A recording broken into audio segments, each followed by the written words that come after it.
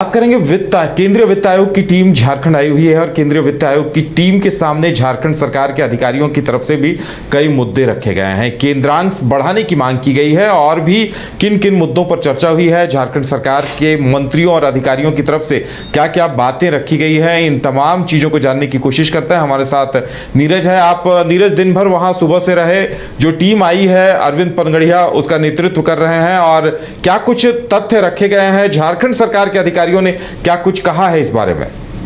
देखिए, काफ़ी महत्वपूर्ण बैठक थी राज्य के दृष्टिकोण से बात करूँ तो, क्योंकि 16वें वित्त आयोग की बैठक थी और इसमें अगर बात करें तो जो कि राज्य के मंत्री हैं, वित्त मंत्री राधा कृष्ण किशोर, उनकी अध्यक्षता में ये पूरी बैठक आयोजित की गई थी। हालांकि जो झारखंड मुक्ति मोर्चा के जो मंत्री हैं 3 वो भी पहुंचे हुए थे, उसके साथ आरजेडी के जो मंत्री थे वो भी पहुंचे हुए थे और उसके बाद बहुत सारी बातों को रखा गया। ये कहा गया कि 23 जो विभाग हैं उसके मेमोरेंडम को रखा गया और वित्त आयोग से ये कहा गया कि राज्य को कम से कम जो है 3,33,000 के लगभग जो है राशि की आवश्यकता है। ये मांग जो है इस बैठक में कही गई है और बहुत सारी विभागों को लेकर जो है बताया गया है कि किस विभाग में कितनी राशि की आवश्यकता है। साथ ही क्योंकि राज्य सरकार का बकाया राशि भी है, इसको लेकर भी जो है बातें कही गई है और ये भी बताया गया है कि जो केंद्रांश है राज्य सरकार को 41% मिलता है, उसको बढ़ाकर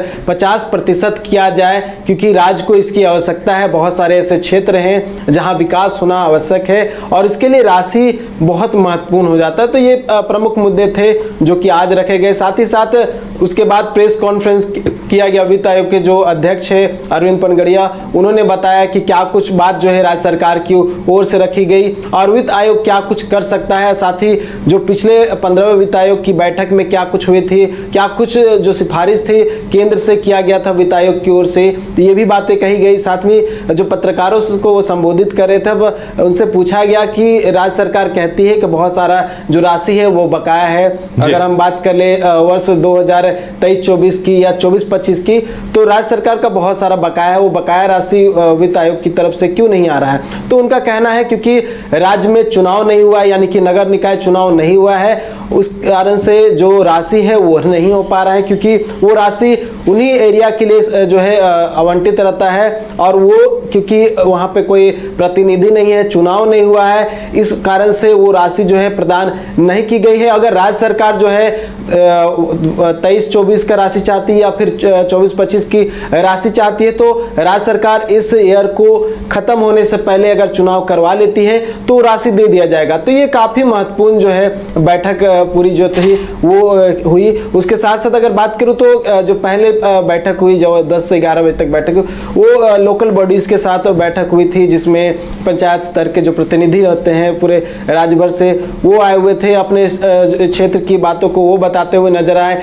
कि क्या कुछ हो रहा है। अगर क्षेत्र में पैसा नहीं पहुंचता है तो उन्हें भी दिक्कत हो सकता है, उनके क्षेत्र का विकास नहीं हो सकता है। ये तमाम बातें जो है वो रखी गई। उसके बाद जो है राजनीतिक दलों की बैठक हुई। राजनीतिक दलों ने भी अपनी अपनी बातों को कहा, जिसमें झारखंड मुक्ति मोर्चा की ओर से कहा गया कि उनको बकाया राशि जो है वो नहीं दिया गया। साथ ही ये कहा गया है कि 1,40,000 करोड़ जो केंद्र का बकाया राशि है वो भी उन्हें नहीं दिया गया है। वही बात करें जो विपक्ष की ओर से आजसू और बीजेपी अपनी बात रख रही थी, उनकी ओर से कहना है कि जो पैसे वित्त आयोग की ओर से दिए जाते हैं उस राशि का सही प्रयोग नहीं होता है।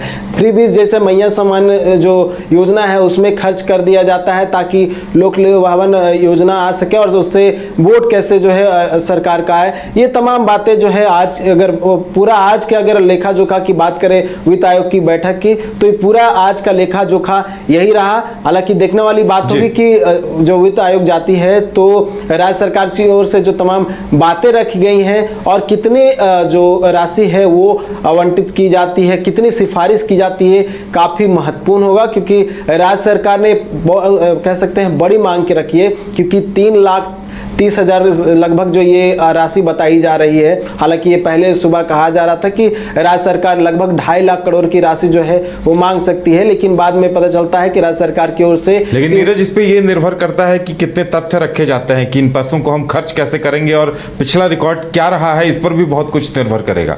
बिल्कुल, देखिए जिस तरह से मैंने कहा कि 23 विभागों का मेमोरेंडम रखा गया जी। था, बताया गया था पीपीटी के माध्यम से कि कहां पे कितनी राशि खर्च होनी है, सभी विभागों का जो पूरा आंकड़ा था वो बताया गया था कि किस तरह से खर्च की जानी है। और क्योंकि मैंने बताया कि इस बैठक में 5 मंत्री थे, वित्त मंत्री राधा कृष्ण किशोर थे, उसके साथ साथ नगर विकास विभाग के जो मंत्री हैं सुदेव कुमार सोनू थे, उसके अलावा फिर रामदास सोरेन जो कि शिक्षा मंत्री है वो पहुंचते हैं, और आरजेडी के जो मंत्री हैं और उद्योग मंत्री भी हैं वो पहुंचते हैं, संजय प्रसाद यादव, ये तमाम मंत्री जो है पहुंचते हैं और अपनी बातों को रखते हुए नजर आते हैं। और कहीं ना कहीं विभाग में किस तरह से पैसों की आवश्यकता है और कौन सा ऐसा क्षेत्र है जहां पर पैसे नहीं मिल पा रहे केंद्र से, ये भी कहा गया है। और साथ ही अगर बात करें, क्योंकि खनिज वाला क्षेत्र है झारखंड, तो खनिज में रॉयल्टी की बात भी कही गई है। हालांकि वित्त आयोग में के अंतर्गत ये आता है या फिर नहीं आता है, लेकिन बातें जो है वित्त आयोग के सामने कही गई है, क्योंकि यहाँ से बहुत सारा जो अगर खनिज की बात करें तो यहाँ से दिया जाता है, जिसका कहीं ना कहीं पूरा लाभ जो है केंद्र को जाता है, लेकिन जो लाभ राज्य को मिलना चाहिए वो राज्य को नहीं मिल पाता है। तो ये बातें भी कही गई है। तो कुल मिलाकर कहें तो काफी चलिए, अब देखने वाली बात ये होगी कि जो वित्त आयोग का प्रतिनिधिमंडल है वो राज्य सरकार के तर्कों से कितना प्रभावित होता है, और क्या 2.5 लाख करोड़ दिए जाते हैं या 3,30,000 करोड़ झारखंड को दिए जाते हैं, ये देखने वाली बात होगी।